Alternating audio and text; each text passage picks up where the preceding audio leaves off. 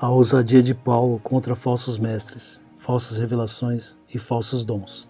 Texto base, Atos 9, 1, 22, Gálatas 1, 6, 9, 2 Coríntios 11, 13, 15, 1 Timóteo 1, 18, 20, 1 Coríntios 14, 33. Introdução. O apóstolo Paulo não era um pregador politicamente correto. Ele não tentava ganhar almas escondendo a verdade, nem usava um tom suave para evitar ofender as pessoas. Ele pregava a palavra como um leão, esmagando falsos evangelhos e destruindo argumentos mentirosos que desviavam o povo de Deus. Paulo não foi assassinado por falar mansamente, mas por expor a hipocrisia dos falsos mestres, confrontar suas heresias e declarar que só há um evangelho verdadeiro. Hoje, igrejas estão cheias de pregadores covardes. Eles evitam qualquer palavra que possa ferir os sentimentos de alguém. Paulo não fazia isso. Ele rasgava o véu da mentira e expunha o pecado sem rodeios. Mas o que fez de Paulo um pregador tão ousado? A soberania de Deus em sua conversão. Paulo não decidiu aceitar Jesus.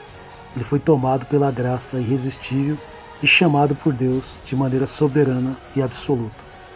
Sua transformação não foi emocional, mas um ato divino. Vamos entender como a soberania de Deus foi o centro da sua conversão e do seu ministério ousado. 1. A soberania de Deus na conversão de Paulo. Texto, Atos 9, 1, 22. Antes de ser Paulo, ele era Saulo, um perseguidor cruel dos cristãos. Ele acreditava estar servindo a Deus, prendendo, torturando e matando seguidores de Cristo. Ele estava indo para Damasco com cartas para prender mais cristãos. Mas algo aconteceu. Atos 9, 3, 4. E indo no caminho, aconteceu que chegando perto de Damasco, subitamente o cercou um resplendor de luz do céu, e caindo em terra, ouvi uma voz que lhe dizia: Saulo, Saulo, por que me persegues? A conversão de Paulo foi obra exclusiva de Deus. Ele não buscava Cristo, Cristo o buscou. Ele não aceitou Jesus, Jesus o derrubou. Ele não tinha um coração quebrantado, Deus quebrou seu coração. Se dependesse da vontade de Paulo, ele jamais teria se convertido. Mas Deus o elegeu desde o ventre e o chamou no tempo determinado. Gálatas 1, 15 e 16. Mas quando aprove a Deus, que desde o ventre da minha mãe me separou e me chamou pela sua graça, revelar seu Filho em mim, para que o pregasse entre os gentios, não consultei carne nem sangue. Pergunta confrontadora. Se Paulo fosse um livre pensador, ele teria escolhido a Cristo? Não. Ele era cego espiritualmente e odiava o Evangelho, mas Deus é soberano e o chamou irresistivelmente. 2. Paulo confronta os que trazem novas revelações. Texto Gálatas 1, 8, 9.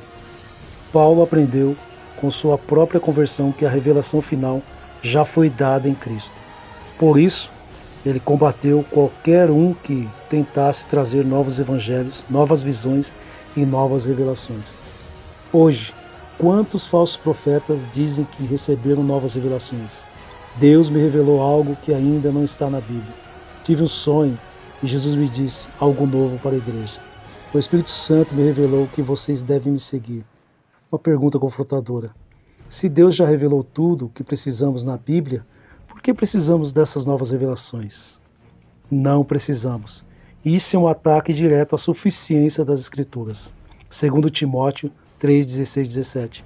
Toda a Escritura é divinamente inspirada e útil para ensinar, para repreender, para corrigir, para instruir em justiça. Se a Bíblia já é suficiente, toda nova revelação é desnecessária e perigosa. 3. O falso dom de línguas. Um teatro para enganar os que não têm conhecimento da verdade. Texto, 1 Coríntios 14, 33. Paulo ensinou que as línguas eram um dom de comunicação não um teatro de gritaria e confusão. Mas o que vemos hoje? Pessoas falando em línguas, sem interpretação alguma.